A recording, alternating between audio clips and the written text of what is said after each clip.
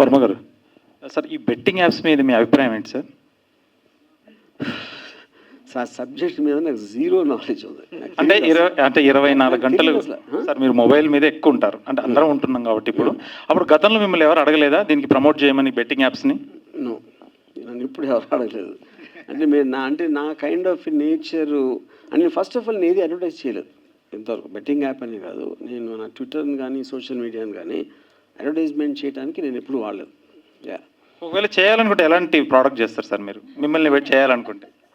అంటే ఇప్పుడు నాకు ఇష్టం వచ్చిన అంటే maybe what I can connect, అది కాకుండా ఇప్పుడు ఈ పర్టికులర్ ఎలిమెంట్లో నాకు తెలిసినంతవరకు నేను గమనించింది, ఇప్పుడు అది లీగల్లా కాదని ఎవరికైనా తెలిసే తెలియదో కూడా తెలియదు.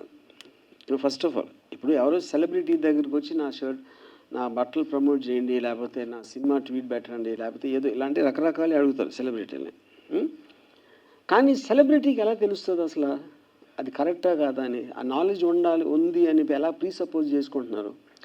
ఇప్పుడు చాలా పెద్ద పెద్ద స్టార్స్ ఇంక్లూడింగ్ అమితాబ్ బచ్చన్ గారు, లేకపోతే నాగార్జున ఏదో కళ్యాణ్ గోల్డ్ చేస్తారు. ఆ గోల్డ్ కరెక్టా కాదు నాలుగేళ్ళు ఎదురు ఇస్తుంది.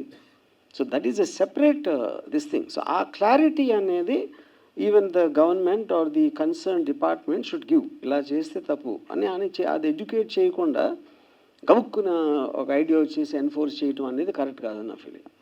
బతికితే చాలామంది వర్మలా బతకాలని చాలామంది అనుకుంటారు, అంటే విన్నాం కూడా.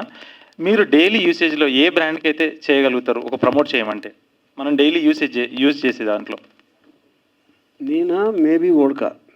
సార్ ఓడ్కా అంటే ఇందాక నాగేంద్ర కుమార్ గారు చెప్పినట్టుగా టీ ప్రమోట్ చేయను. ఎందుకంటే టీ ఎందుకంటే నాకు టీ ఎందుకంటే ఫర్ సమ్ రీజన్ నాకు ఇష్టం లేదు.